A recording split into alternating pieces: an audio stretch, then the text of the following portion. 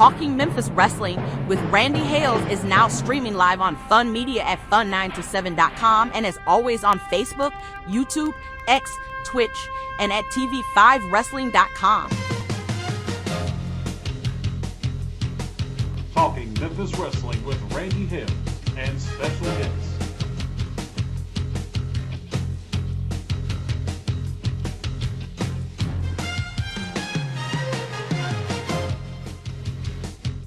Hello again, everybody. Randy Hales, Dr. Robinson, Adam Dunn, right along set side, ready to go with a big Talking Memphis Wrestling.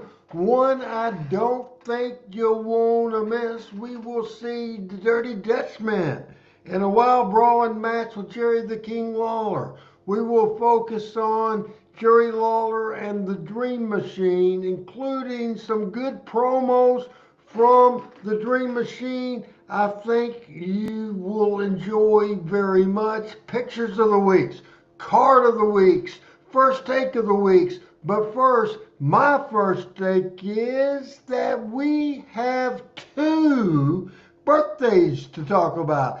Two birthdays. First of all, ladies and gentlemen, the reason he's not on this special Monday show is because of the fact it's his birthday. Last year, inducted into the Memphis Wrestling Hall of Fame in September of last year, legendary broadcaster Michael St. John. Happy birthday to Michael St. John. All right, that's not it. One more birthday to do. A friend of mine, a friend of the show, the son of one of the biggest legends in the history of history, in the history of Memphis wrestling, the best wrestling announcer ever. His son, Shane Russell, shown here from last year's Memphis Wrestling Hall of Fame in Jackson, Tennessee, where Shane and Dave co-hosted the event together. As you see, Shane Russell, I called him the wrong name. Shane O'Mac is in the house, and happy birthday to him.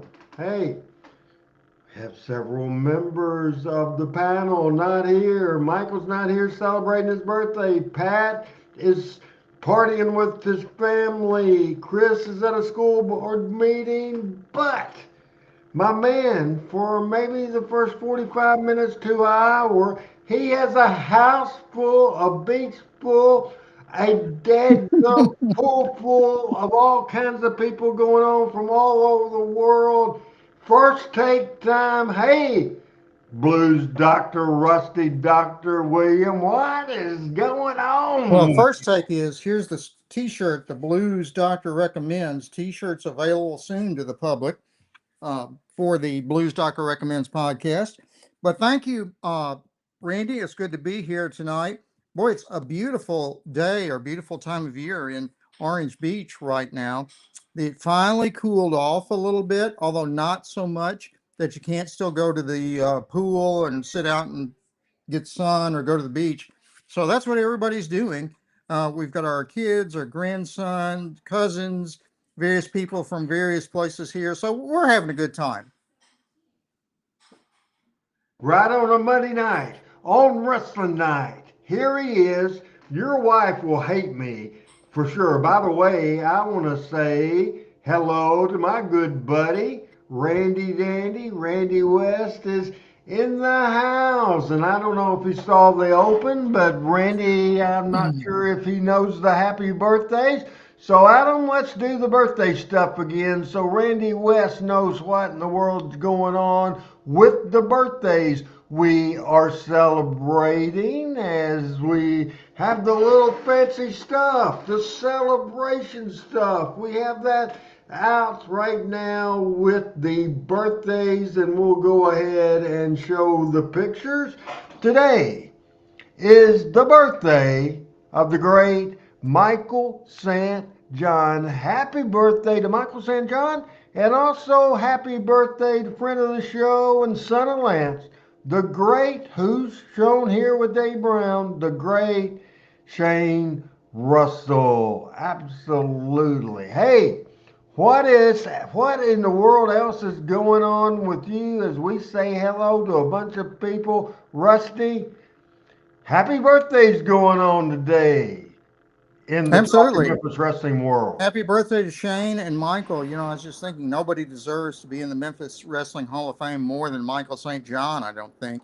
He certainly was an integral part of it for so many years, so I'm glad he is.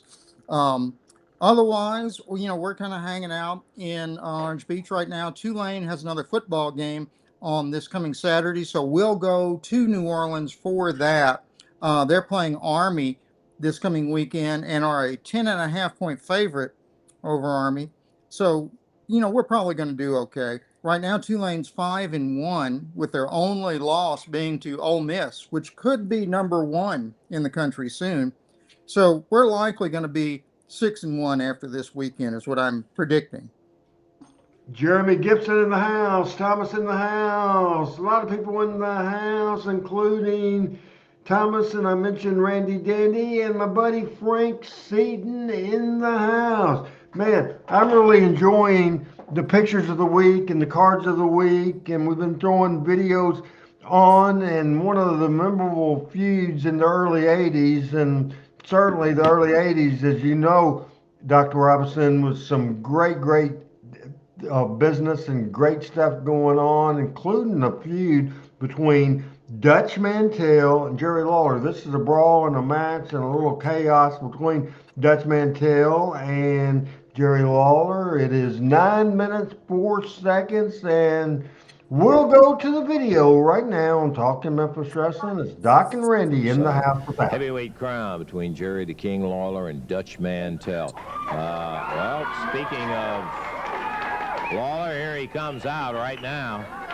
We had some footage we want to talk to you about. We'll wait and see. Here, just, you can use this.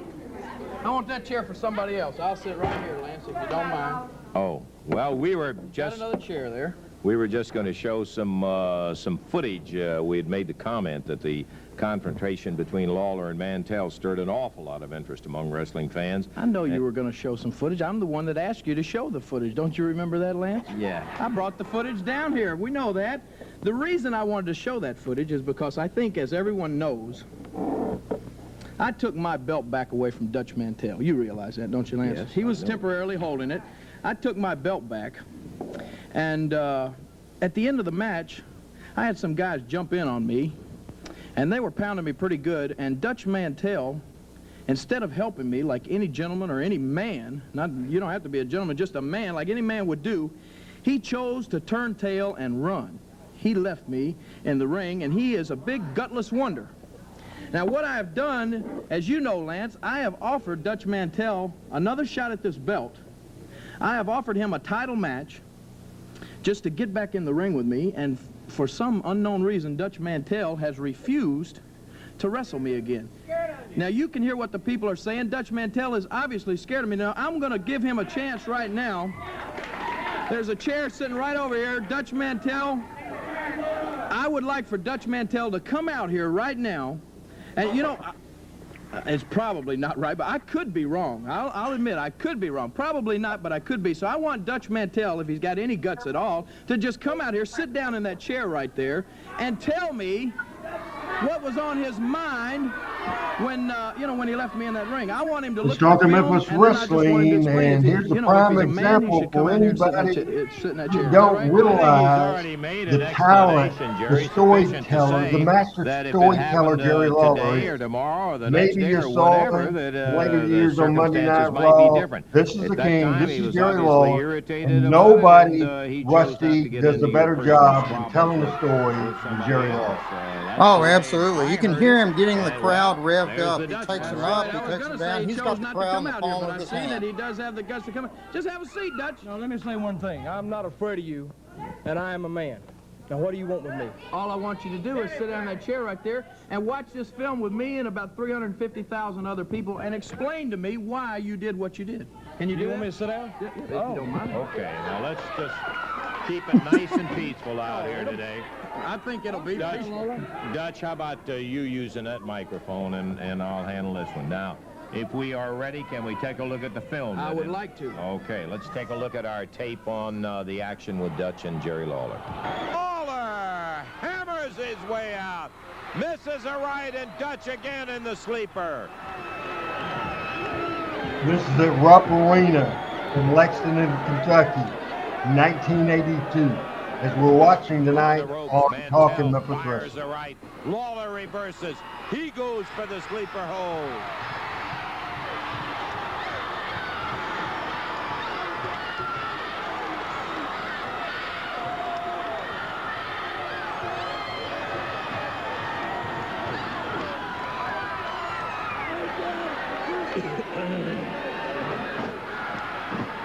You see in the left corner, William, you see who that photographer was?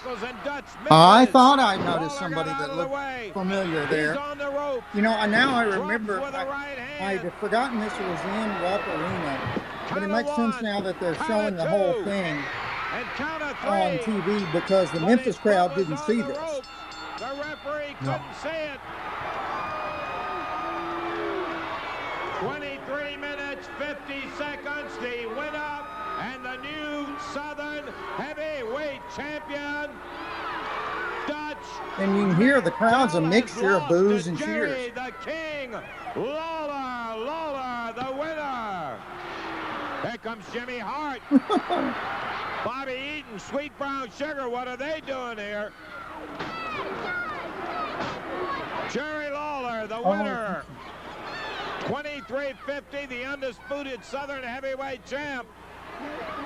Mantell looks at him and walks out of the ring.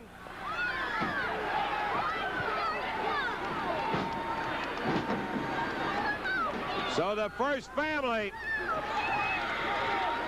pounding away on Lawler, and Mantell has left the wrestling area. Big double backdrop. Hart with a cane. Eaton with a boot. Here comes Roy Rogers, Rick McCord. Hart jumps out of the ring.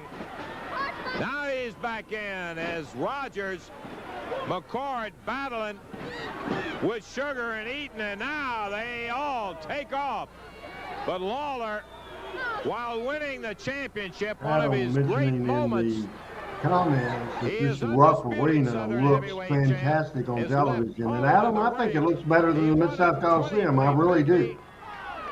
But the family did him in after it was over. The winner, Jerry Lawler. Certainly from that hard camera standpoint, it looks great. Brother. I'm going to tell you, why should I help you? I don't see what you got to be so hot about. You got the Southern Belt. Now, I didn't contract to fight your battles. Now, I didn't make all these enemies that you made.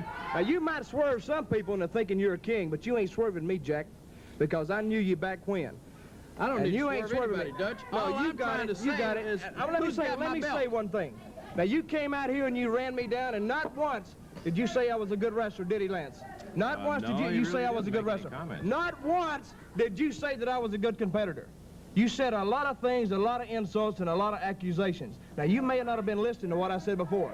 I want to wrestle you for this belt, but I want to do it on my time, my term. Now, you can't psych me out because I've been down the road before, and I know how to chase a champion.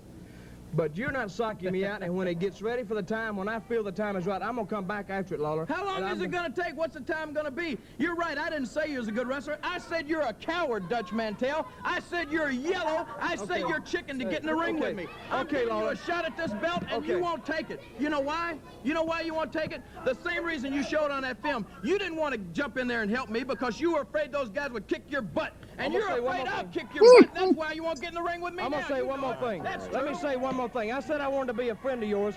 Win, lose, or draw. But you made that impossible. Not me, Lawler. You made it impossible. Not me, Jack. And I'm not going to sit out here in front of 350,000 people and let you run me down. So you're not going to wrestle me because you're a coward. Why don't you just say that? No, I'll tell you what I do. Hey, I'm not going to sit out here and listen to it. Say you're a coward. Sit out and listen to it. All you got to do is say you're a coward. Whoa! All right, Jerry, now knock it off.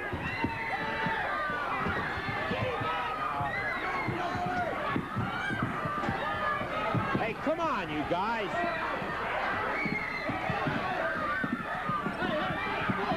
Yeah. Get him out of there. Get him out, please. You know, I'm not sure Dutch wasn't a better brawler than Lawler was. Oh no, He looked Lawler so was the best realistic. ever. I disagree Yeah. with that. But Dutch was All right. good. Hey, Jerry, just get on out of here. Jerry, just now, come on. Just save it. There's no point in that. Just Okay, I'm save gonna it. tell you, Lawler, I'm gonna be the last man you ever slapped, Jack. I'm gonna tell you, you want the match? You got it, Ballin. Put it on the card, buddy. I'm coming after you, Lawler. I'm gonna be the last man you ever slapped, friend. And I'm taking that belt back. You just crank it up. Turn me.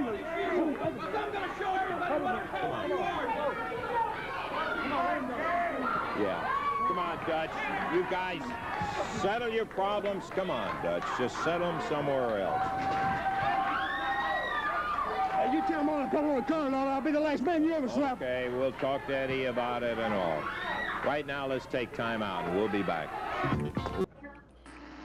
Good stuff as we watch Talking Memphis Wrestling. Just excellent stuff. And before we get Williams' thoughts on it, Adam, this is a brawl, and I wanted to talk just the big thing is that Memphis TV didn't get a lot of footage of Rupp Arena, and that video we saw. Your comparison of Adam of that video we just saw as far as the production compared to Mid-South Coliseum footage. Well, how many people could Rupp hold? Well, not they roped it off 16,000 But Right. they cut it in half, right? or more than half. More than half. Right, yeah, so the building itself could hold more than the Coliseum, but just the way that they had the people seated there, it almost looked like the risers and the bleachers came all the way up to ringside. You know, like in the Coliseum, you had floor seating around it for a good area before you started rising up. But that almost looked like how you would see arenas look on TV today, where it's almost they're just right up there at it, and it just, you watch it at first, and and the lights were down. Like, okay, you can't really tell what the crowd is. But then once the match was over and the house lights came up, unlike a lot of times today that happens, and you see how empty the place is. There you saw just how full the place was. And then, like you said, we didn't get a lot of Lexington or Rupp Arena stuff on Memphis TV. But obviously, with the title change of that magnitude, they were going to show it. And so I think that was pretty neat. And also, too, it just kind of showed people that things happened in other markets. It wasn't, if you were just in Memphis or just in Louisville, you could see what happened all over the area. And it's nice seeing footage from the other arenas as well. Was that the first time you've seen footage from the Rupp Arena? I've seen footage from Rupp before, but it's not that common. Just like, you wouldn't see a lot of footage from Evansville or anything like that, No, very well. That one brawl we did in Evansville with Don Bass, Carl Fergie, Brickhouse Brown, Lawler Dundee, me, that was crazy. Yeah.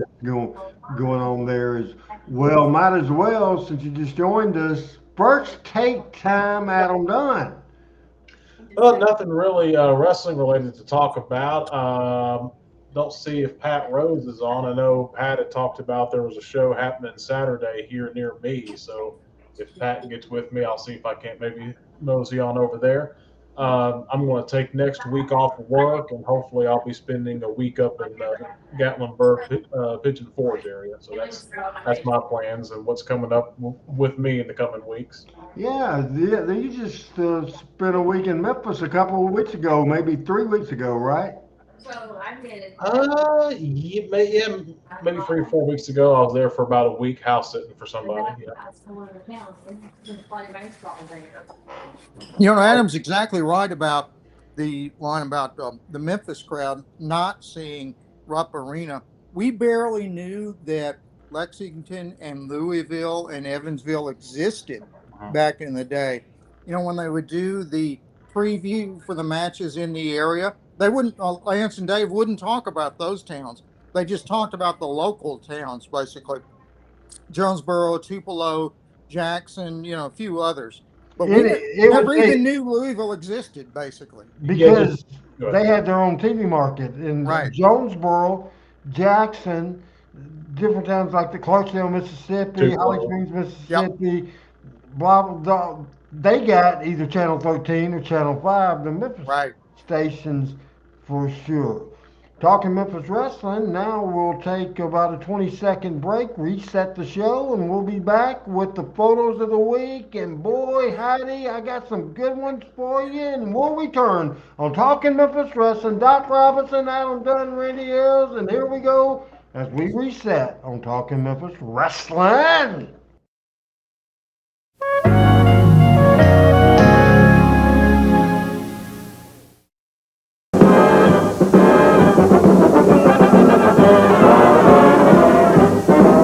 You'll see America's favorite sport on WHBQ television.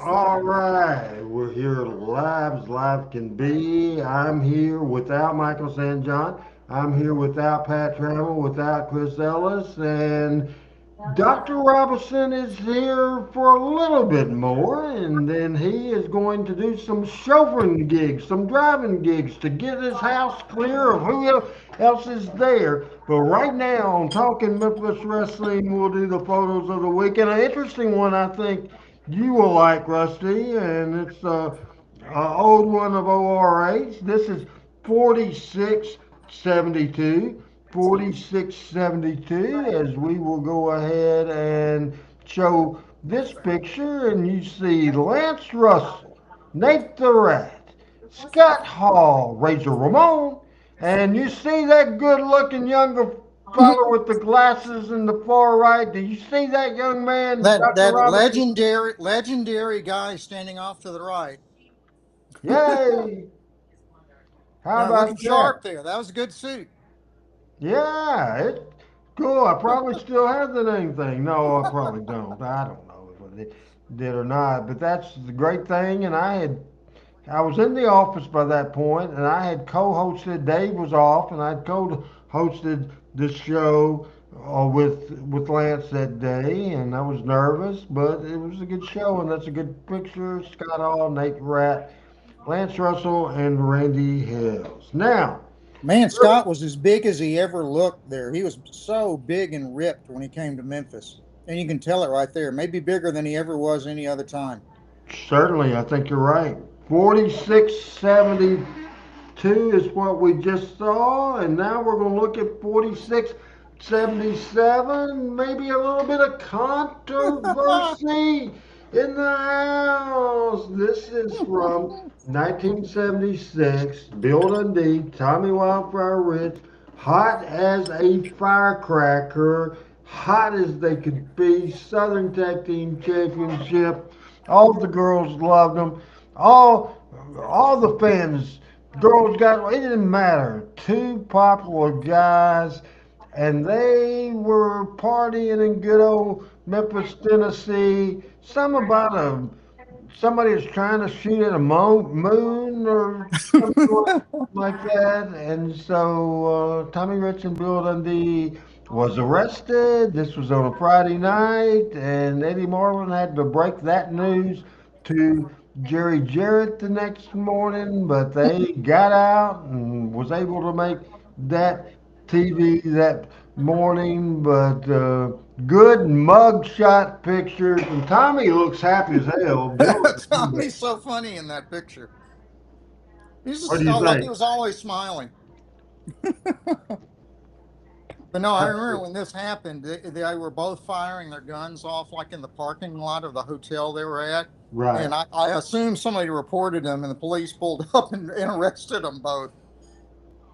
Yeah, both of them went to the clinic, went to jail. So that was pretty interesting at all. And just curious, Adam, if you ever saw that mug photo of Dundee and Rich. Had you seen that before? Yeah, I've seen that before. It's been a long time, and I think it kind of made the rounds on social media here not too long ago again. But yeah, definitely interesting. Like I say, Tommy looks thrilled to be there. Dundee looks about as pissed as he can be. Two completely different reactions there. Don't you know 46, Jerry Jarrett was pissed off when he heard that those two were in jail on a yes. Friday night? And the Oh, reason why, yes. Well, he probably was more mad about the fact that at the time Eddie told him they didn't know if they were going to make TV. That's what he's mad about, right? Right. for sure. 46-78. This is the classic as we talk, Adam, about Lawler's great ability as an artist, which led to his ability to punch and just the artistic ability he has. That's a picture he. This is a wrestling fan, and somehow or another got a hold of this picture, this drawing of Randy West, father-in-law, and Diane's West dad. This is Eddie Marlin and the King, and Adam never ceases not surprised me because I've been around it my whole life, but no doubt at all, what a talent with the with the artist work, Yeah, Jerry Lawler. absolutely. And this looks like, I'd assume this is a pretty recent picture. That's what I was going to say. This must be recent. The drawing is older, but Right. this must have been like within the last year anyway. Yeah, I would say so. Certainly, it looks extremely recent. But yeah, I would guess that picture of Eddie that he drew. Yeah, I doubt he drew that from an old picture. That picture is probably as old as Eddie appears Yeah. to be in that picture, I would imagine. And I think this picture was taken after Lawler's most recent health issues. Would you Yeah, agree? I would. Like I said, Yeah. it looks fairly recent. You can kind of see that his face is kind of drawn there, which is common for somebody who's had a stroke like he has. Yeah, still looks good though. Yeah. Oh yeah. Absolutely. Oh, I think he looks very good there in that picture. Very happy. Great job of doing that drawing years ago, and the wrestling fans there. But yeah, can't keep a good king down, no doubt about it. We're going to bust through some of these. 4680. Any guesses on who this is? I know Adam knows because I told him, and you could know, or Rusty, if you cheated and looked at the notes. Do you know who this is? Oh man, let me see here. Who could that be? Well, I forgot who one of them was because I didn't know, but I definitely knew who the left was. Yeah, I was gonna say the guy kneeling has got to be one of the Fullers. Yeah, that's Robert. Okay, the guy beside him. It's a Welch, isn't it? Yes. Okay, so maybe is it Leroy? No, backwards. That's Roy Lee Welch, right? Roy Lee. Okay, okay. So Roy Lee Welch and Robert Fuller.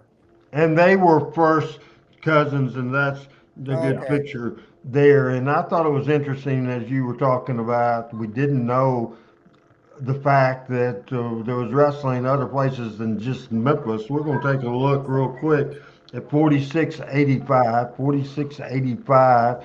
This is the Memorial Auditorium in Chattanooga, Tennessee, a site of classic stuff.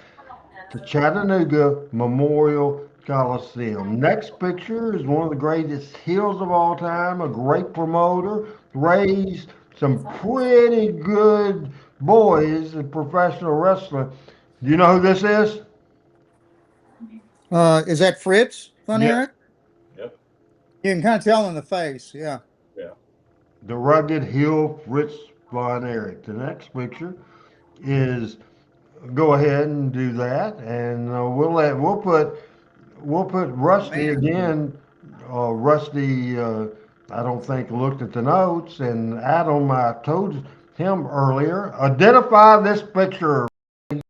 Oh man, it's got to be Jackie inside the ring. A tag team was Bobby Main and Charlie Fulton, managed by Sir Steve Clements. That's Bobby Main. Oh, okay. Next picture, very good uh, That's a good one. transition is kind of Fargo fooling around. That's a good one, Adam. Yeah, I would guess that's probably late 2000s, maybe '05 to '08, 2010, somewhere in that neighborhood. I think it was even before that. What year did Eddie die? I want to say it was like 2012 or 13 that Eddie died. Eddie who? Or I'm sorry, not Eddie, Jackie Fargo. I'm not sure. Boy, I can't remember now. Yeah, that looks to me like if I had to guess, mid to late early 2000s would be my guess on that Yeah, picture. yeah, okay. Yeah, I can buy that. I'd And say let's after, I'd say after Power Pro. Yeah. Oh yeah, definitely.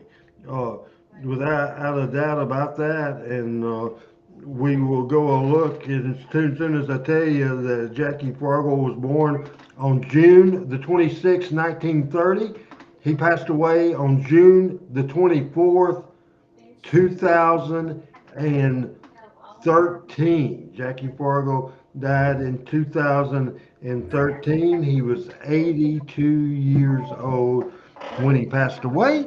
And we'll go ahead and look at this next picture as we're staying in with the Jackie Fargo deal. And this is the fabulous one himself, Jackie Fargo. And this is Nut House. This is Roughhouse Fargo, another real good picture. And we will continue the Fargo deal. And who is this, Doctor?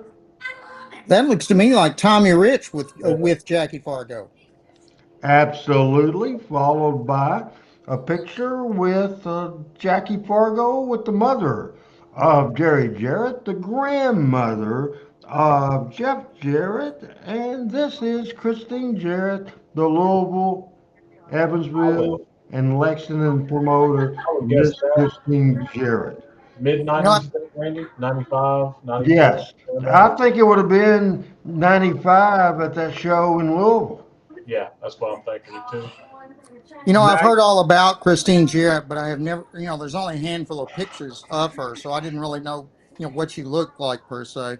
But you can almost see kind of Jerry Jarrett's face in Yeah, her face. next picture. As we continue on a Monday edition of Talking Memphis Wrestling, the fabulous one Jackie Fargo, as we go to the next picture there, and as we see action shot, this is the fabulous Jackie Fargo against Big Mean Henri Al Green. One of the biggest feuds in the history of Memphis wrestling, led to the first sellout in August of 1972, the hair versus hair match. And this is Fargo and Al Green going as Thomas looks saying, like hey to Jackie PJ. too. PJ, what's going on with you as we go to the next picture on Talking Memphis Wrestling? Wow. Can you identify this one, Dr. Robinson? Oh man, that must be Bobo Brazil, Yeah, the big guy in the front. I'm not sure who the guy in the white is. Sir Steve Clements. Oh, okay. Okay. And I'm not sure who the guy behind him is. Is that I think the one in the front Rufus.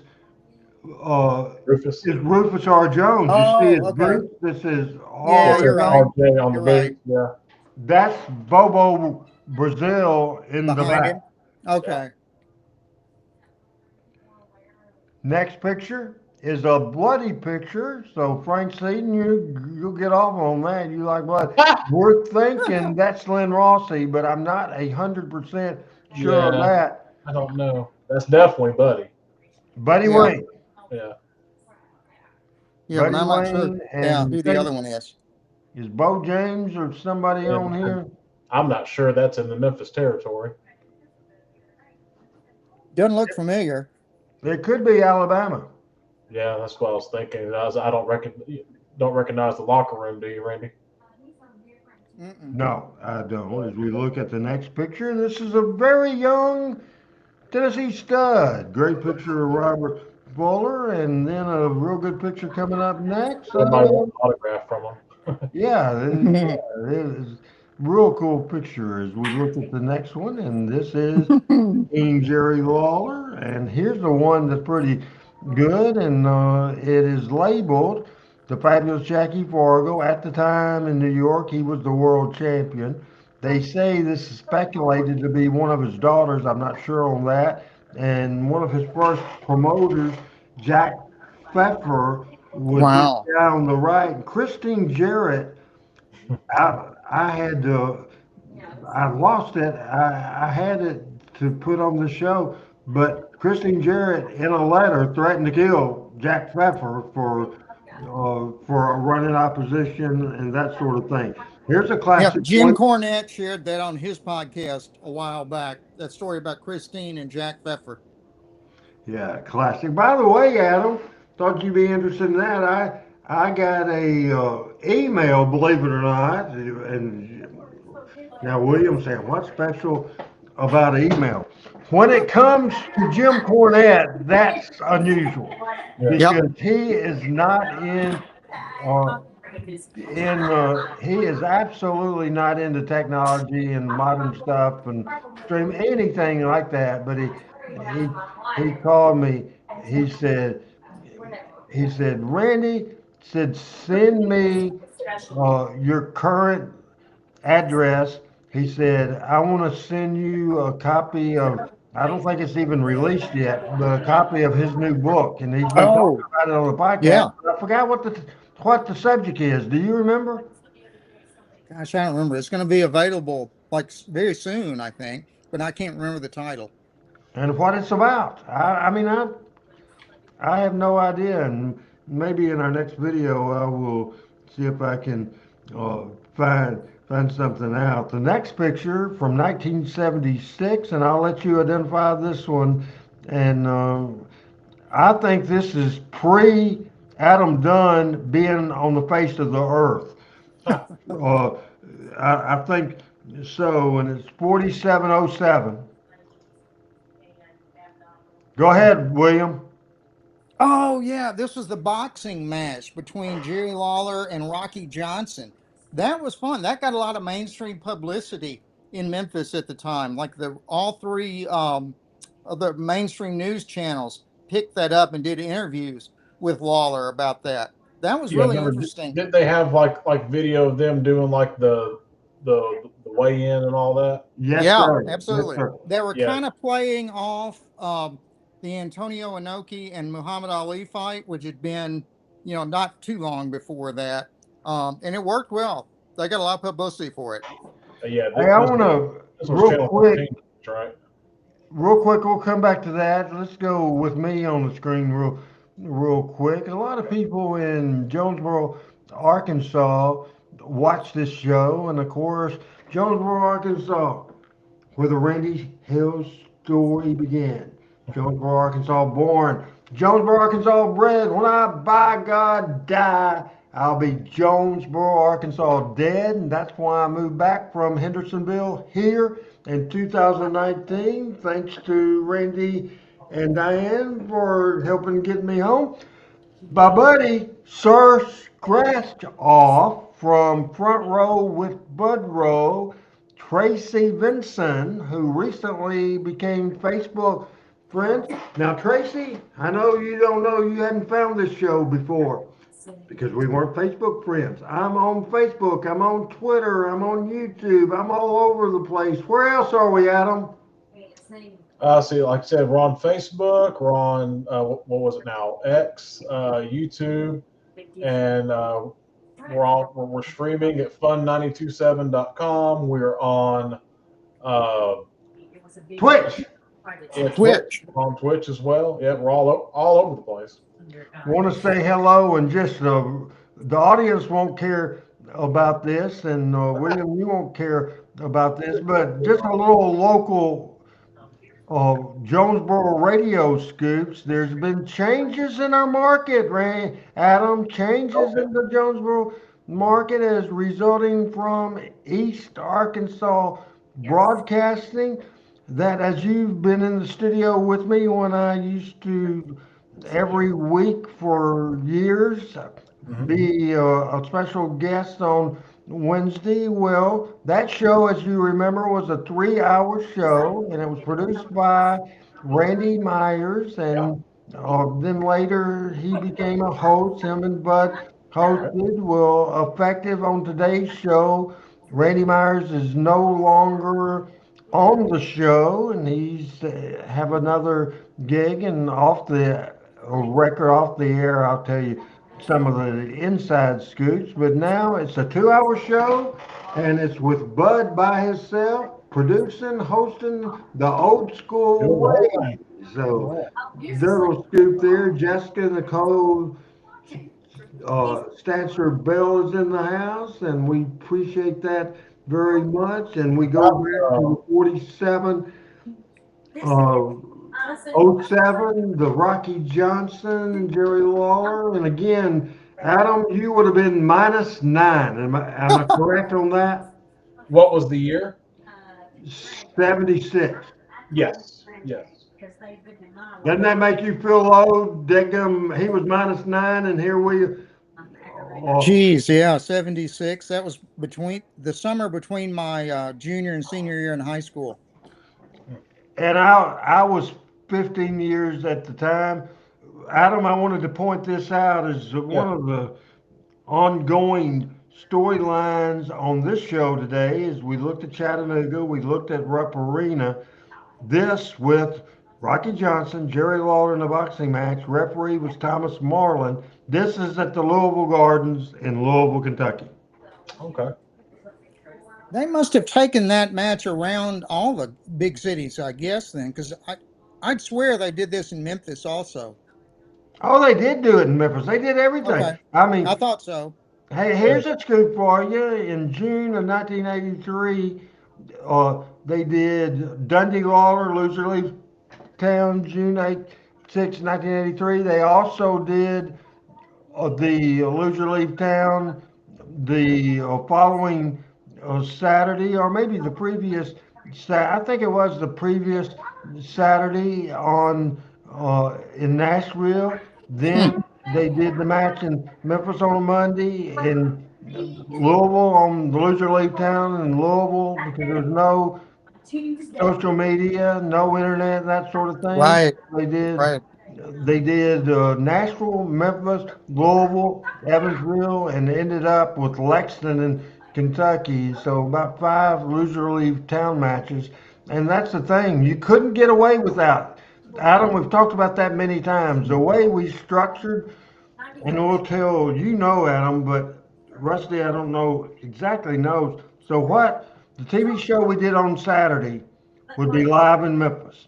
Right. Then we would take, whether it was Eddie or me or JJ, whatever, would take it back to Hendersonville and hand the tape over to Randy West. Randy would edit the 1 hour version down, put 5 minutes of localized programs, a bad guy interview, heel interview for 2 minutes, babyface interview for 2 minutes, and then a 1 minute Lance stand up or whoever the announcer might be, Michael, me, Dave Brown, whoever, running down the out of town and the cards for that area. So again, you mentioned earlier, you didn't have a clue. No. Well, No, the Memphis show, in fact, was 90 minutes. So we got an Yeah. hour and a half. It was from 11 Yeah, to and- 12:30 every Saturday morning. Yeah, and I was going to point out too, Randy, when you say that Randy West edited the show, 30 minutes of the show in Memphis, you guys actually just did not even record it, right? You just didn't No. even record those segments at all. So he would actually get the hour tape because y'all just did not record the Memphis only segments at all when you were there. So he would take it back and then drop in what needed to be dropped in, and y'all would actually in the studio record an alternate ending segment for the rest of the market, correct?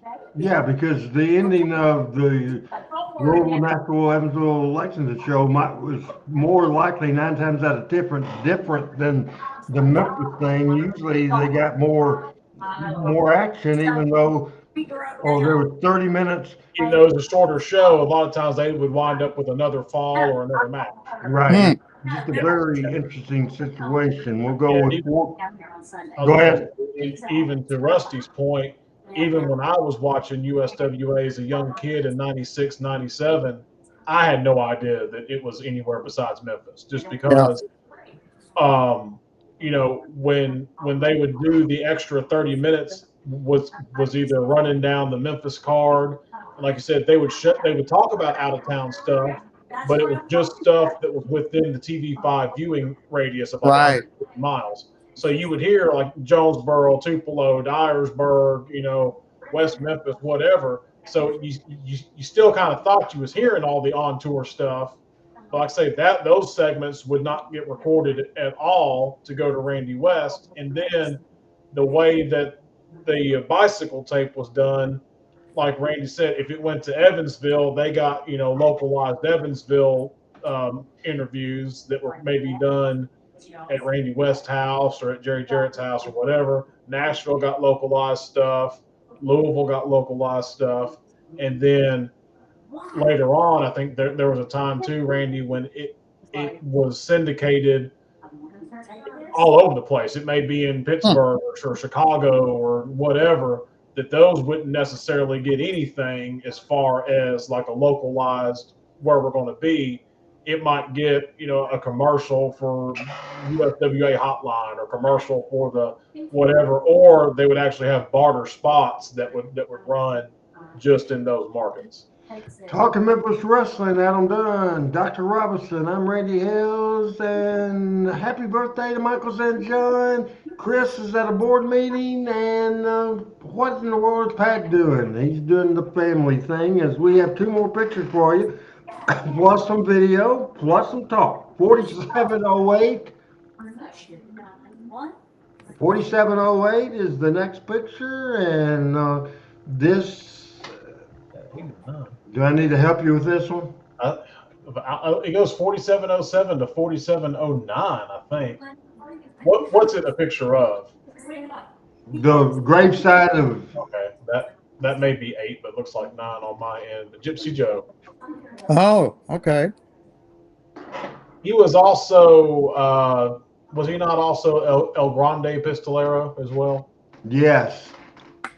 Kind of in the early 90s. And a tough son of a gun. And he wrestled forever. And yeah. This is a young Gypsy Joe that we will see in the following picture right now. Yep. Who did he tag with, Randy, early on? Was it Frank Martinez? Is that who his early? Frank Martinez was one of them, and over the years, just a bunch of them. And in the modern era, he and Frank Morrell was good buddies, and they teamed together a lot. Just great pictures. And William, I think that this is fastly becoming, I've been real lucky at finding these classic pictures. I already have about 5 or 6 lined up for next week. Do you enjoy the pictures of the week? Oh, absolutely. I've never seen most of them. I mean, some of them, are stills from other things. But like those pictures of Gypsy Joe or some of those pictures of Jackie Fargo, particularly the older ones, like when he was in New York, I've never seen those. So that's really cool. Yeah, like I enjoyed seeing the one of Sir Steve Clements and was it Bobby Main that was in there also? Those real unique that we know. Not saying anything about it at all, but we see Lawler and Dutch and Dundee and all those guys all the time. So it's neat when you see some of the ones that was in some cases 100% before my time, but in a lot of cases even some of the ones that were before y'all's time, like just even some of the early Nick Goulas stuff and things like that. It's just always neat to see them and talk about them and like guess who it is, Right. It's a fun segment and all as we are approaching our mark. And William, we know that you have a house full of company there, and we'll let you just go ahead and do a last take. And we'll be back on Tuesday next week for sure. Oh, back very on good. the regular schedule will be back on Tuesday. Well, thanks, Randy. It's a pleasure to be here, and thanks for letting me off a little early. As you said, I always enjoy seeing all the old pictures. I glanced over the run sheet for tonight, and I'm a little disappointed I won't see some of those promos you've got lined up. I saw one from Dream Machine, and he was always terrific. So I may have to go back and look that up, or I'll have to come back in and check the replay of this show, like tomorrow, or the next day, whenever you post it, because I don't want to miss Dream Machine. What do you have going on the Blues Doctor Recommend, and when will those T-shirts be available? because I'll buy me one. All right. Well, the Blues Doctor podcast for this week will be out tomorrow night, Tuesday night at midnight. So you'll be able to get it Wednesday during the day. And this week, we're talking about a couple of interesting things. I do talk about Memphis wrestling this week. I do sort of a Oh, you're still in my overview gimmick, of, man. yeah. The way I did it is the sort of the Mount Rushmore of Memphis wrestling, and you can probably figure out who my Mount Rushmore was. But then also this week was the birthday of John Lennon, who was a big hero of mine. So we included that on there too. Plus, we got some more live music that I threw in, so it should be interesting. Well, we'll look forward to it. I'll listen to the show, The Blues Doctor Recommend. Thank you, Doc. You're welcome, buddy. Thanks, Adam. Yeah, Doc, good seeing you, man. And there it is, ladies and gentlemen. The world Number 2. No, he vanished. He is gone. He is out of here doing the family deal. I bet his wife don't like us. Oh, she has no reason to not like me. You're the one dragging them on here. I just produced the damn thing. See, switch the heat. You reminded me more of Kevin fucking Lawler all the time. No wonder you know. The heat. Damn. Okay. You're the only person I know that actually like him. Bury him and put him over at the same time. Okay. Now, how did I put him over? I said you're the only one that likes him. It wasn't meant to be put over. You could have said nobody likes him. Well, that's true. I'm sure maybe other people, if I could think about it a little bit. Need to give you a minute? I need to give him a minute. Hey, Doc might have left. Chris might have no-showed. I won't even tell him because you got the group text. We won't even say what Michael St. John's doing. I don't It's think his birthday. Y'all can figure it out. Yeah, the pretty wife. Yeah. Anyway, and Pat travels with his son's friend, roommate, and his daughter, and all that. And Chris Ellis is at a school board meeting. Oh, so it sounds like somebody's working for a living. And here we are on a Monday night talking. Monday Night Wrestling returns, and it's just us. Absolutely. Hey, we're going to watch a video right now. As you go to that section of your computer and find the video that says it's 1 minute, 40 seconds. This, Adam, is what I was explaining when Lance did a stand-up. This was done on Monday nights in about 4:30, 5 o'clock in the afternoons when we started doing the interviews. Like I said earlier, a Hill interview, a Babyface interview, and a Lance stand-up, and of all the towns, all the markets. So these were shot at the Coliseum. Shot at the Coliseum in the room we called the interview room. That makes sense, doesn't it? Right, yeah. What else would you call it? Randy West must have freaking gone away because he hadn't talked in a long time. But so here's the little secret of this time. Randy was shooting the camera, and I had the stopwatch, and I was given the cue. So it's a 2-minute interview. So you're giving them the 30, the 15. 15. Wrap it up. 10, and then wrap it up, then the 5, 4, 3, 2, 1, and we'll watch that interview right now. Here's the Dream Machine with the great Lance Russell, with Adam Dunn, Randy Hills, and nobody else. This is the Memphis Wrestling. Well, if it'll go. I've only clicked on it about 12 times. Let's see. We'll try it again. Pull it back up. Well, isn't that fun? Maybe it didn't take, and why don't I try to do it all right? Didn't you delete one of them? It's still showing 2 on my end. Hang on. Yep, that's what it was. Tuesday night, well, we're giving you the entire card. Let's go full All screen. 8 matches going to be down at the Gardens Tuesday night, and I know you're going to want to, too. When Jerry the King Lawler brings it back after 11 months to face the big Dream Machine. And Jimmy Hart, I guess you better hope the Dream Machine is everything you say he is, because if Lawler beats him, he's got a 5-minute match with Jimmy Hart. Let me just say this. I've got a little sore throat today, so I'm not talking very much because I've got my beautiful Dream Machine right here, Russell. Look. Yep, okay. Old blue moon of Kentucky keep on shining. Jerry Lawler do not show up because 275 pounds of natural blue-eyed, sugar-coated, sweet-loving, hugging soul. One blue-eyed honky coming to Louisville, Kentucky, home of the Kentucky Derby, home of Loretta Lynn, but it's also the home of the black lung. You know what I'm saying? I'm telling all the people, Jerry Lawler, you're going to have 11 long more months when I sit down on that leg. Southern Fried Crunch, Kentucky, Louisville. Do not show up, Jerry Lawler, because I'm going to be shucking, jiving, moving the groove, and call your daddy, call your mama, call your auntie. Tell them, say, please don't let me go up there because you ain't doing nothing but signing your death warrant, boy. Boy, play with Tarzan. Tarzan died. She went to church, got sanctified. You better go to church and get sanctified because the dream going to be shucking and jiving, plus 4, 5, putting knots on your head faster than you can rub them, Jerry Lawler. You're the Dream Machine. He makes a lot of conversation. It'll take more than that to take care of the team. The King, though, Dream Machine. He'll be there with the Dream Machine facing Jerry the King Lawler. And if Lawler can beat the Dream Machine... So that was 1:41, so I assume the whole thing was 2 minutes? Yes. Okay. Yes. Very. How about that Dream Machine? Hell, he was every other word back and forth. Boom, boom, boom, boom, boom. Hey, I have, and we will get to it, I have the cards of the week, but I think we will need to continue with our with other video and let me see what we have. Go ahead and all the King's horses, 54 seconds. Oh, 54 seconds? I don't see 154 seconds. I see 139 seconds. Okay, let's just see what that is. All right, that says Dream Machine's job, and then I can't read the rest of it. See what we got. Oh, Daddy, we're going to get on that big white bird.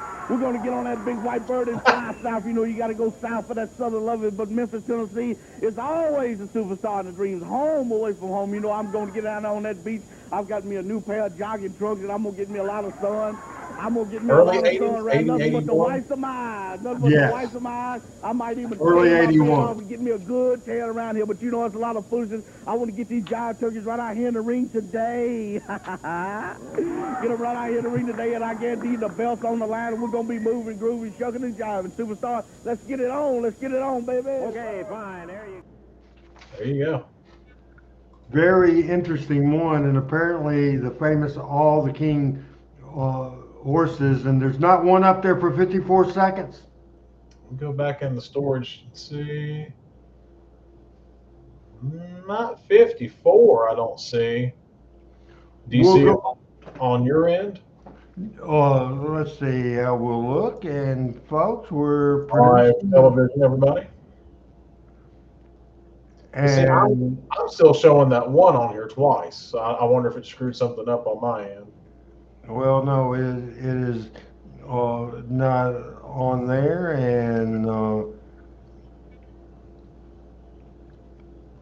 and then let's do this is Mark of a Chicken. This is 4 minutes and 55 seconds, Adam, on Talking Memphis Wrestling.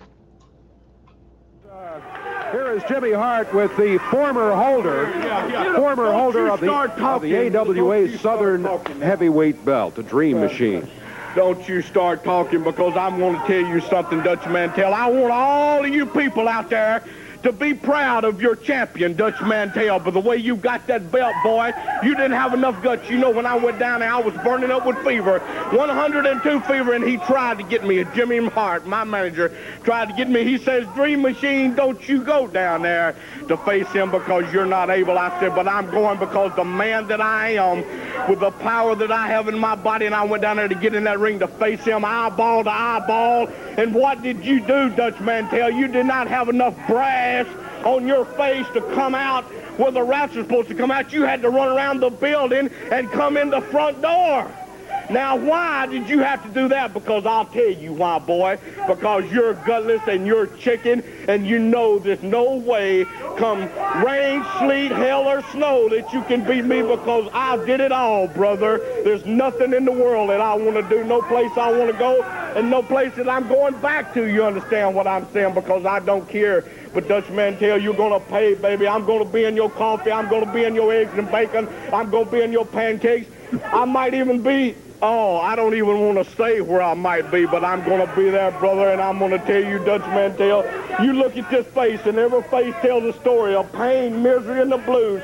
Shucking, jiving, moving, and grooving. I did the barbed wire fence from hell and back, baby, and I've never feared any man that ever walked God's green earth, and I do not fear you. And Dutch Mantell, you are a chicken. I look up and I see a hammer, I see a whip, and I'm knocked out, and I get up, and my manager tells me, he says, Dream, it's over. I say, how in the hell can it be over? And the bell ain't even rung, Dutch Mantell. But I'm looking at you, boy, and I'm going to be looking at you for a long time because it'll never be over. And I got news for you, Bigfoot. I'm not scared of you, Turkey. I'm not scared of you, and I've never been scared of you. And I guarantee you, Jimmy, that I want him if it's any guts in your body.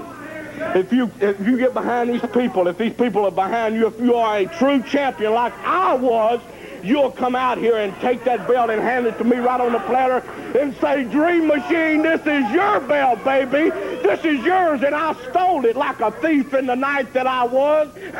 Hallelujah. I stole it. I want him out here, Jimmy. Tell me right now if he's got it. You saw it. You was down there hooping and hollering. I tell you why Lance Russell is not here, because he was drinking. He was down there hooping and hollering with the rest of them idiots. I'm fired up, baby. I'm wired tighter than a Gibson guitar on a Friday night. And Dutch Mantell, I want your meat, baby. Dream, I got something to tell you, darling. Hallelujah. He won't come out and give you a title shot because Dutch Mantell called me this morning, and you know what he told me? He said, Jimmy Hart, I want back in the first family. He said, Jimmy Hart, I want to be back with the first family. And I said, well, Dutch, there's only one way to get back, brother, and that's to give my Dream Machine a title shot, and he's awfully mad at you. And he said, well, Jimmy, I'll do anything to get the first family, but I ain't going to give the Dream Machine a title shot. And everybody else There's watching. one other thing that you can do to get back in the first family, baby, and that's to wear the mark of a chicken. The mark of a chicken, Dutch Mantell. And he said, Jimmy, I will do anything. So, ladies and gentlemen, right now, I'm giving you the mark of a chicken, Dutch Mantell. Come here, Dutch Mantell. If you want to be back in the first family, come on out here then. Come on out. Look at him, baby. Look at him. There's the chicken. Look at him. Dirty Dutch Mantell back in the first family. Look at him. Come on, Dutch. Look at him.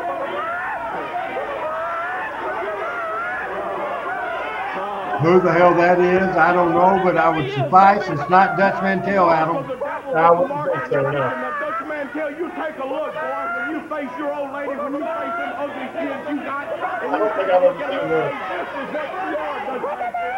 This is what you are, Dutch Mantell. This is what I'm going to do to you. I'm going to take you down and I'm going to crush you, Dutch Mantell.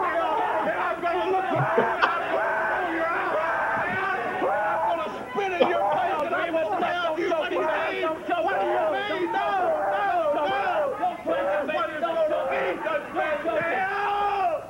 Where you at, boy? That's what I'm going to do. It's over. That's Dutch Mantell. That's your true champion. That's somebody you can be proud of. Jimmy, right there. Let's get him out of here. Shut up, baby. You went down there hooping and hollering with them. More wrestling's coming up. We'll be back with you.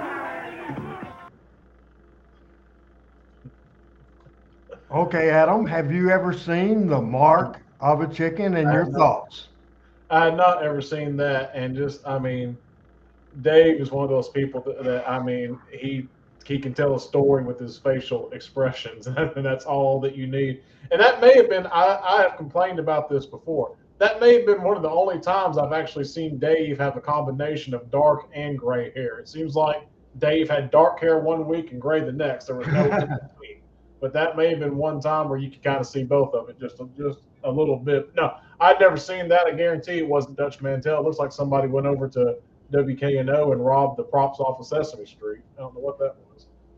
Hey, I had thought I had uploaded a video earlier, and apparently we couldn't find it, so I have added it and got it ready. So This is one more Dream Machine stuff. This is 1 minute, 53 seconds. 1 minute, 53 seconds. Do you see that one? See a minute. No, I don't see it. Minute 53. If you got it on your end, go ahead and fire it off, but I do not see it on my end. Well, that is odd, isn't it? Is it not? Yeah. Here we go.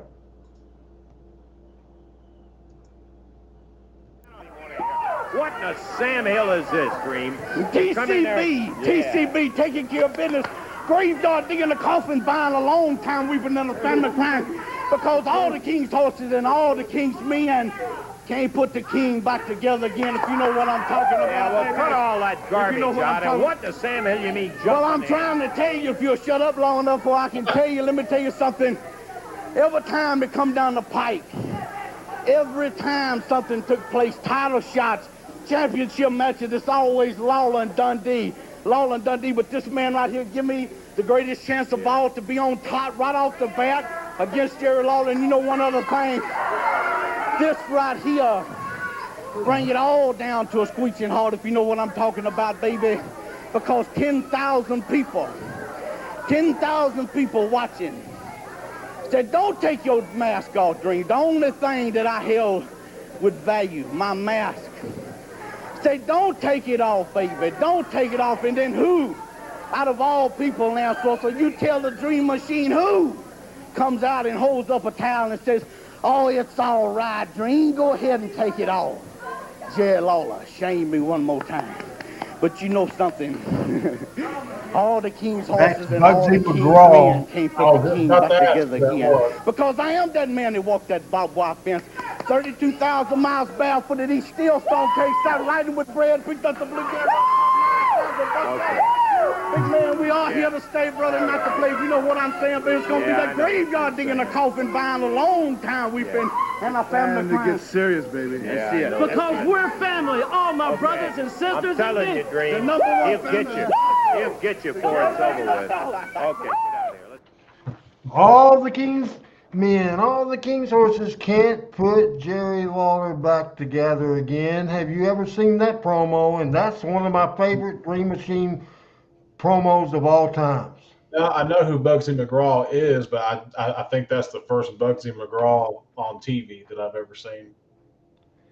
And he didn't have much to say. Just after that crazy interview, that there was nothing serious about it. Then he said it's time to get serious when that was anything but serious.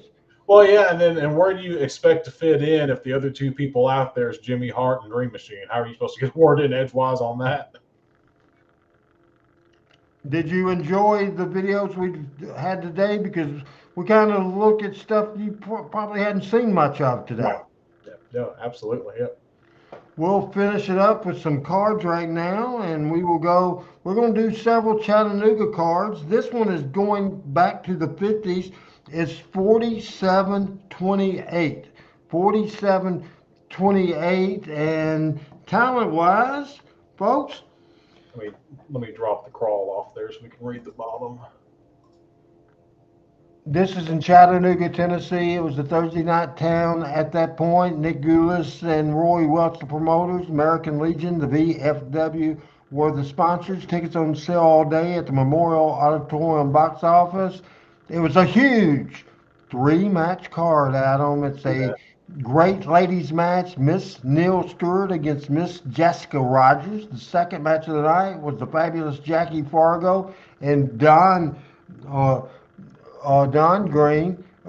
Fargo and Don Fargo against Glenn Rossi and Herb Welch. And the main event and this was in the 50s. I bet you've never heard of NWA World Heavyweight Champion Dick Hutton in your life. I've heard of Dick Hutton, and I haven't heard of Ken Kenneth, the challenger, either.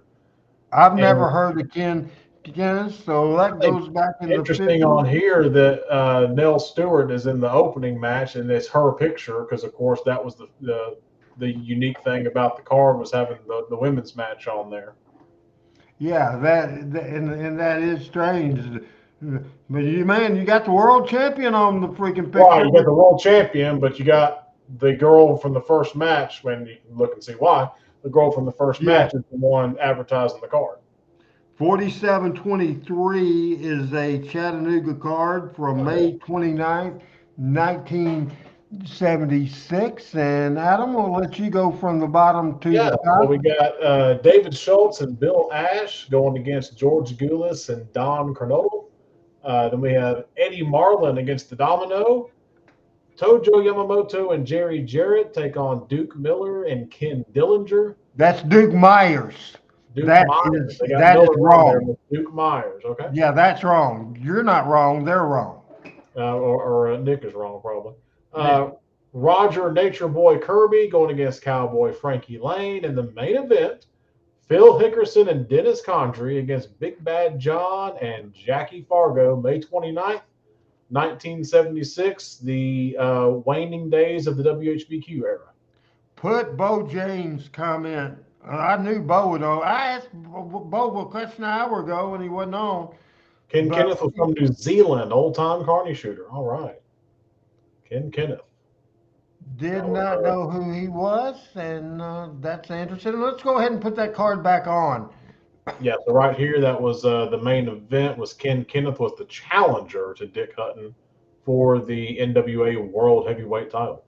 And that was in the 50s, and that's Chattanooga, Tennessee. Our third Chattanooga card. We saw the mid-50s. We saw May 1976, and we'll go to 4698, Chattanooga, Tennessee, on July the 31st, 1975. All these different looks here. The opening match has the promoters are Nick Goulis, Roy Welch, and Harry Thornton, the announcer, the TV host.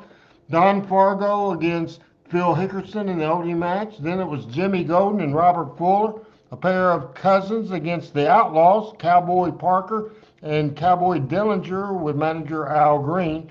Then came a Southern Championship match, the Mongolian Stomper with manager Bearcat Wright against, he was the champion, the Stomper, against Magnificent Zulu with Robert Fuller. Zulu, one of the worst in-ring wrestlers I've ever seen, but he drew a lot of money. And the main event was the fabulous Jackie Fargo, Roughhouse Fargo against superstar Bill Dundee and Chris Colt with manager Bill Colt. And that event in Chattanooga, Tennessee. And we will continue to go with Chattanooga, 4713, and we'll let you read this card, Adam. Yeah, City Auditorium from June 12th, 1976. Looks very similar to the last one that we had up there from this one. Ken Dillinger against Dennis Hall. Duke Miller against Chief Billy Blue River. Roger Nature Boy Kirby against Rosie Jones. Return tag match, Tojo Yamamoto and Jackie Fargo against Phil Hickerson and Dennis Condrey. And the return Southeastern tag title match, David Schultz and Bill Ash against Tojo Yamamoto and Jerry Jarrett. Interesting card in Chattanooga as we took a look at a lot of Chattanooga stuff, and we'll go to 4705. We'll move across the street. We'll move across the state with Memphis Mid-South Coliseum. Adam, this was June the 24th, 1974, 11,730. We will alternate. I'll do the first match, and then we'll alternate. And I want to say that the regular prices for this event, Studio Wrestling, as you can see in 1974, was on WHBQ TV Channel 13. Promoters Burt Bates, Nick Goulis, and Roy Welch, because we explained before that in the state of Tennessee, you had to have a local resident, one of the promoters, so they just paid him a few bucks to say they were the promoters, and that's exactly what that was. The first match was George Goulis against the Mass Terror. That opened up the card at the Mid-South Coliseum. Al. Then you had Joey Rossi in action against Lou Thez. Former six-time world champion, just the second match. This is, of course, toward the end of his career. Then came a big six-man tag team match. Al Green, Phil Hickerson, and Sam Bass against Tommy Everett, Eddie Marlin, and Ricky Gibson. Big, huge six-man tag team match. Adam, the Southern Tag Title match. Yeah, so at that time, was Sam Bass wrestling? Yeah, he wrestled from time to time. Not a whole lot, but usually six-mans or maybe him and Lawler together. Okay. Southern Tag Team title match, no time limit, no disqualification. Bobby Main and Charlie Fulton with Sir Clements against Bobo Brazil and Bearcat Brown. And the main event was a NWA Southern. This is before it was called the Southern Heavyweight Championship. This was the year that Lawler won the title. The Southern Junior title later became the Southern Heavyweight. This is a big match that drew in Memphis, Tennessee, 11,738 folks, and that is a big crowd to see the fabulous Jackie Fargo and Jerry the King Lawler Supercard, the summer of '74, the most attended month in the history of Memphis wrestling. Absolutely no doubt about that. And then we'll go to, this was June 24th. We'll skip to July the 15th. Adam, this was 4704. Yeah, I was just going to point out real quick. It's interesting that the people featured on this one as well. Bobo was in the semi-main and Jackie was in the main. So usually you would see like the two main eventers picture up there. So that's kind of neat that they put one from the Southern title match, the Southern Tag Team title match, and one from the main event. That is a very interesting thing. And this is July the 15th, 1974. This is 11,708 people, 11,708. And I'll start with the first one, my guy, Eddie Marlin against the Red Shadow, opening up the Mid-South Coliseum in Memphis, Tennessee. Yeah, then we had Bearcat Brown going against, is that Mike Loren? Is that how you say that? Yes. Mike Loren. The tickets are on sale at the Coliseum box office, 9 to 12, Saturday all day, Monday. Then I'm looking at this next one. Who the hell is that a picture of? It's not anybody in the match, is it? No, but that is the Sheik. I'll say that looks like the Sheik. So it's just interesting that his picture is all the way down there. But yeah, because that's Al Green and Phil Hickerson against Jackie and Roughhouse Fargo was that match.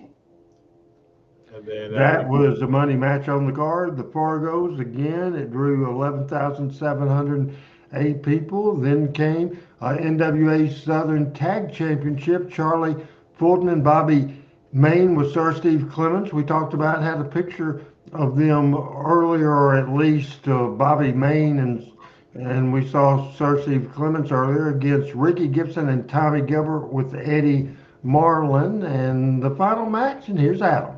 Main event, Jerry Lawler with manager Sam Bass against the Sheik. Yeah, and I saw that Charlie Fulton and Bobby Wayne there. I was thinking, okay, did we mess up Buddy or did we mess up Bobby Main? And you made that clear. What else was I going to ask on that one? I'll let you go ahead, but I was just thinking of something else there. Oh, Charlie Fulton. He teamed with Frank Morrell back in the day with Frank Morrell as the Mighty Yankees. Okay. At one time, and Frank had various partners as the Mighty Yankees. The Sheik drew a lot of money in Memphis for sure. You know, as we get rid of that and look at what we've done today, we opened with a couple of videos and we had a ton of photos of the week. We've had videos and we had 5 or 6 cards. It's a difference of not having Big Mouse, Michael St. John, Pat Trammell, and Chris Ellis on the show. Because here they are in spirit. In spirit, there you are. That's a good deal for sure. Adam, we are 40 minutes before the normal closing time, but you know what? Hey, with me, I can go to sleep. I'm out of material. That's it. It's over. We're done. We're not. You know, it's Monday. Should we at least stretch it for 10 minutes and make it a 90-minute show like back in the day? Absolutely. Play Monday Night Memories. Okay, yeah, that'll buy us a few minutes anyway. Oh, I can get 10. Here we go. We'll knock Kevin Lawler if we have to.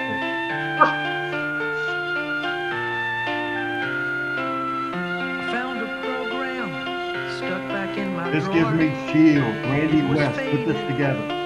the video. Did an excellent job. Fantastic. Give me heart with the music. Some are gone, some are still alive. I watch them every Saturday on TV. I couldn't wait till they climbed in the ring. Monday night memories are all I have to remind me of you. Jerry Lawler, he's the king. Austin Idol, superstar Dundee. Handsome Jimmy, he's so cool. Jimmy Hart acted like a silly fool. I watch them every Saturday on TV. I couldn't wait till they climbed in the ring.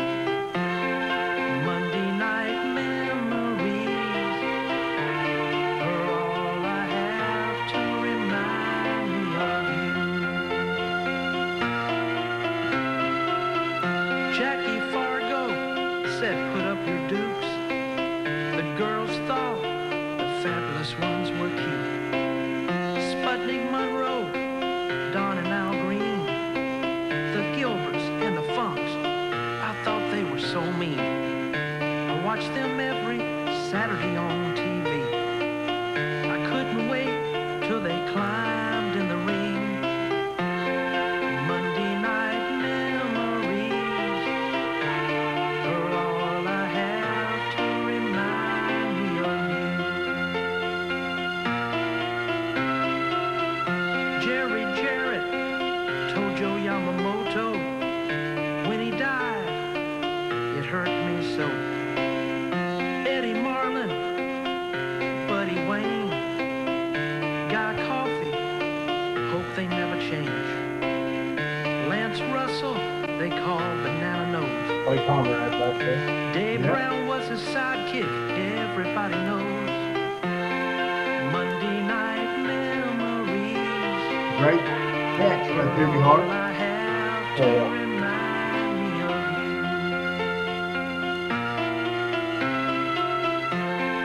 Monday night memories are all I have to remind me of you.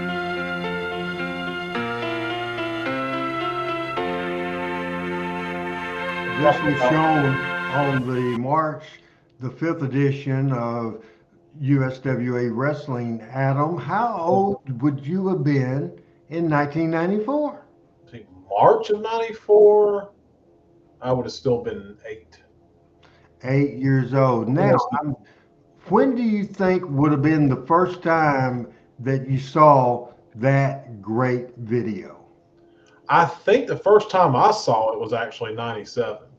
Was the first time I saw it. They were doing, I think you actually laid it out when they were doing those best of USWA shows there toward the end. Yes. I think that's the first time that I had ever seen it. Good stuff, and that gives me chills every time as we have, 7 minutes to kill right now to give us the hour and a half of this show, and I guarantee you that we didn't have 7 2-minute breaks. So we're giving you more material, folks. We're giving you a fired up, extended lot of stuff about Memphis wrestling. And I'm going to kind of change tune and talk to you about this, Adam. And I think I might have texted you this, and you're my technology guy normally, right? Normally. Well, where the hell were you like when I needed you? Because not this past Saturday, but the Saturday before, you watched many a times in my living area that Philips TV that I have. Remember that TV right there, and that we watched many stuff on there, but just out of the blue, it wouldn't work. It wouldn't come on. So I changed batteries in the remote. Now these newfangled TVs don't have an off and on button on the damn thing. Did you know that? No. They don't. The new TVs, a lot of them don't. So there's not off and on. So I thought, well, I'll change batteries. And I changed batteries in the remote control. That didn't work. So I went and bought a remote control and then put new batteries in that, and it wouldn't work. And then we could go Saturday.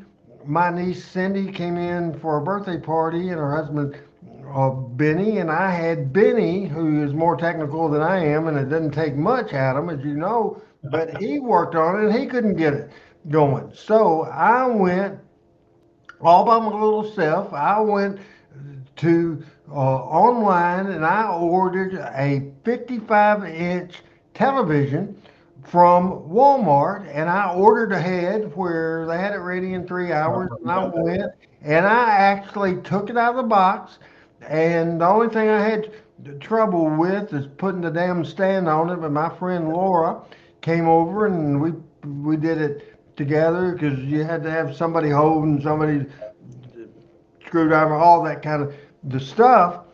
Let's see how much time. Still 4 minutes to go. I'm milking this story out, but here's what I wanted to tell you. It is a Roku TV, okay?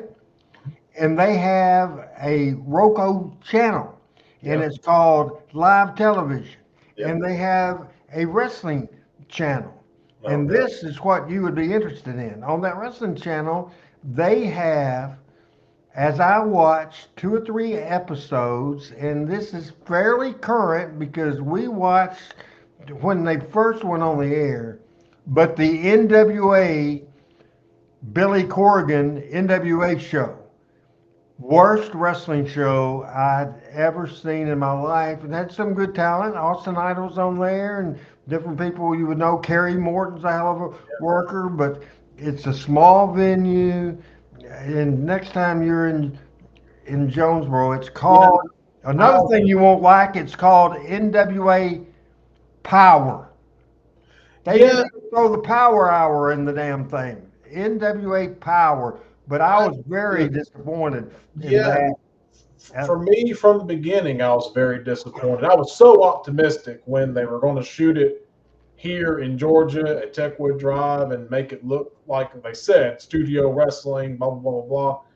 And then it was nothing like studio wrestling. It looked almost like it was shot more on a sound stage or something, and they just, whoever was producing it, directing it, just didn't get it. And the way that they still were trying to make it look like some big time thing, but it was in a small thing, so that made it look rinky dink. I just, for the life of me, and you're probably the only person that get this, I don't understand people not being able to take the concept of studio wrestling, understand the limitations, if you want to call it that, but understand how to, and you guys had 30 years of having to make it work, but make that work to your advantage and how studio wrestling should look and how it should flow.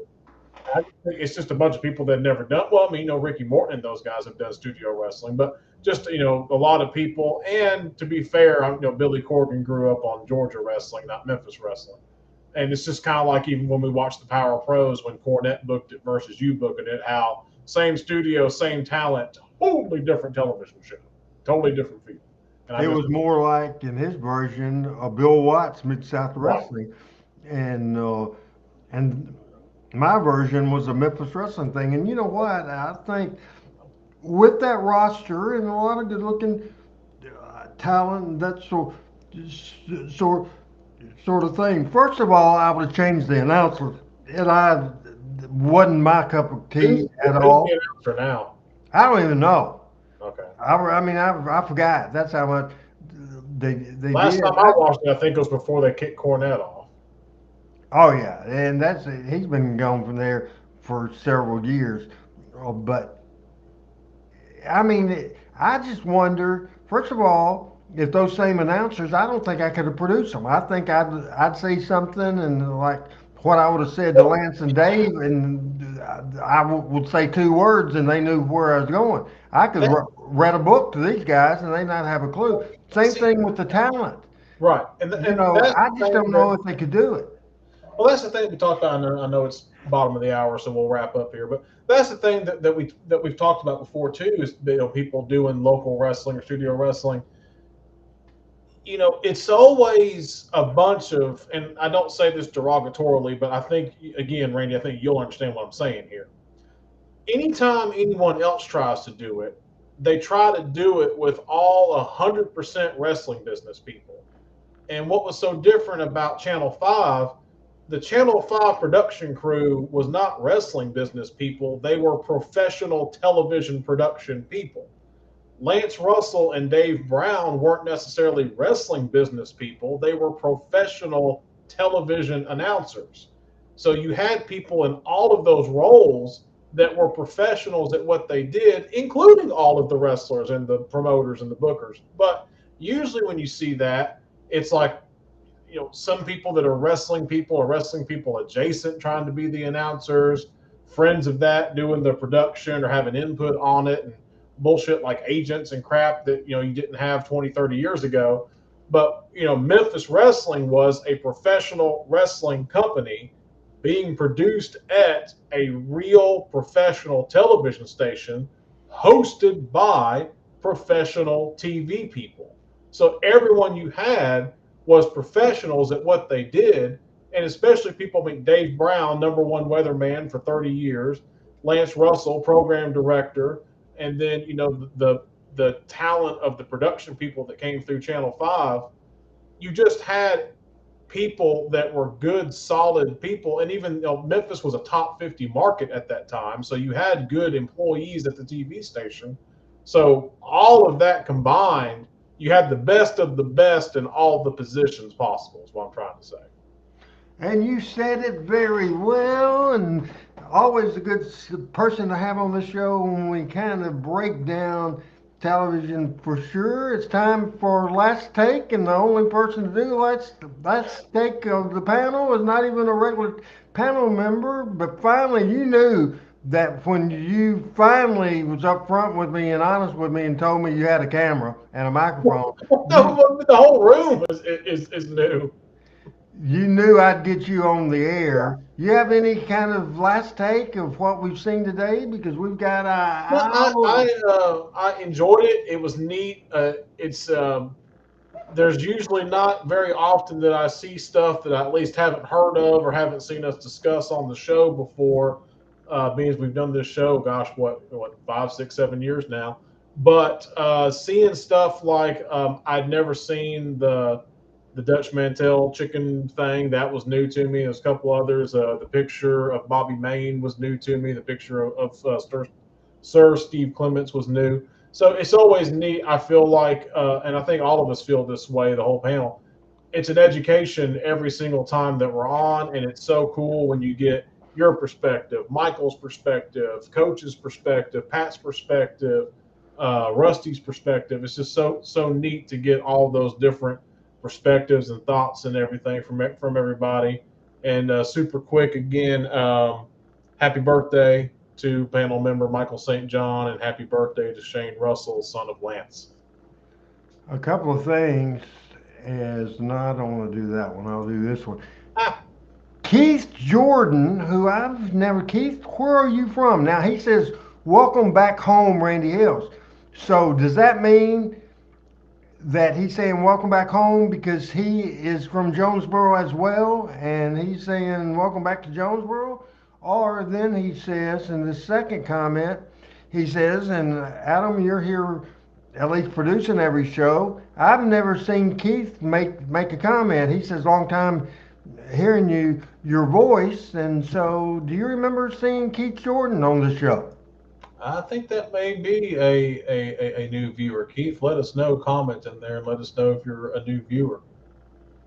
And then it was that Richard Hood that said Lance and Dave are two of the best commentators in the business. They worked well together. And that's so important too.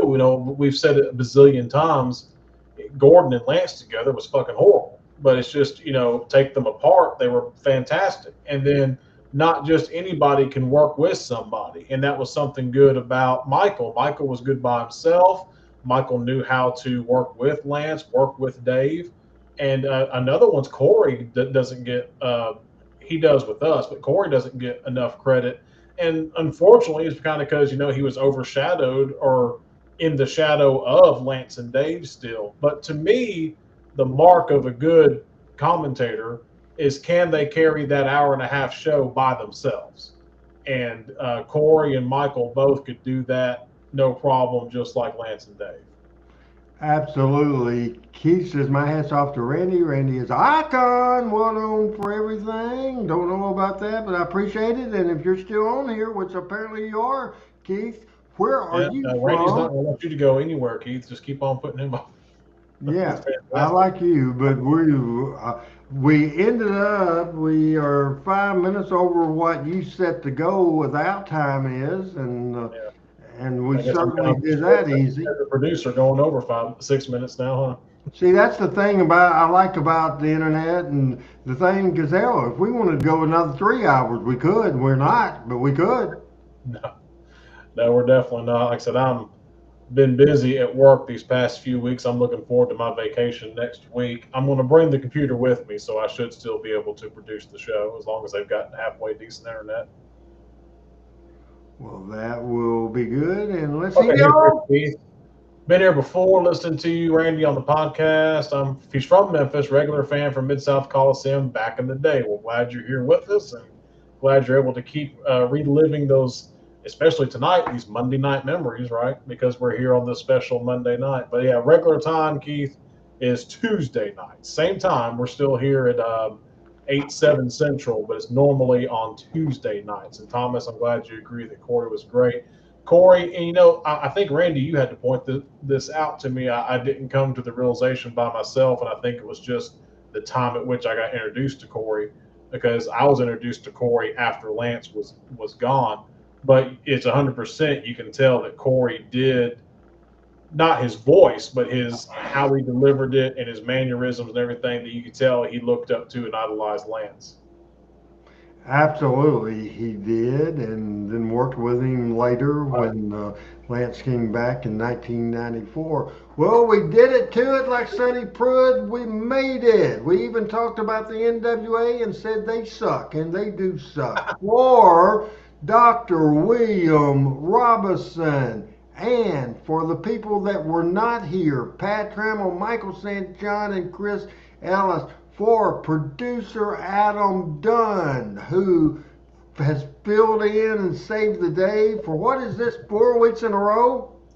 Maybe 3 or 4. I can't remember how long I've had this all set up, but yeah, it's been a few weeks anyway. And since we got the beautiful thing set up, we hadn't had a full panel yet. I mean, we hadn't, and I thought, well, this show might be a little hard today, but it wasn't. I appreciated Adam. You did a great job producing, and everybody. Tuesday night. Well, let's see. This is Tuesday. This is Monday. This is Monday. Tomorrow, no show. No show tomorrow because you're busy tomorrow. I've got open the rope and oh, where's my microphone? My shooting microphone. I will be microphone in hand at 5 o'clock tomorrow afternoon. That's it. Now, ladies and gentlemen, welcome to the Jonesboro High School Activity Gym. It's time to open the roof and let it rain and give them some hell, hurricane. It's time for Jonesboro High School Women's Volleyball Season 2025, coached by the lovely niece of Randy Hales, Miss Kanan Grosbeck, also coached by James Locke and coached by C.C. Smith, but the head guy is Coach Kanan Richardson. Hurricane Volleyball 25. This has been fun. This has been a blast. Thanks for everybody. And again, we'll see you again Tuesday night. For Adam, I'm Randy. Good night. Hey, Adam, do you see my gimmick? Yeah, I do see that. Okay, yeah, that's is that your high school picture? That's my high school picture. And I got this in June when I went to my 45th high school reunion. Yeah, the reunion. Okay, yeah. I will take that off now. And we're out. as is 8:40. We did good, Adam. We did good. Get us out of here. Hit the button. All right. Bye, everybody.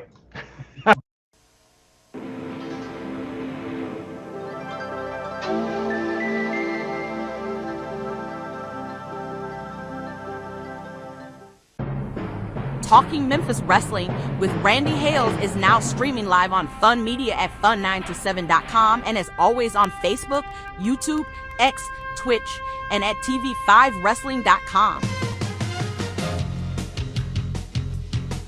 Talking Memphis Wrestling with Randy Hales and special guests.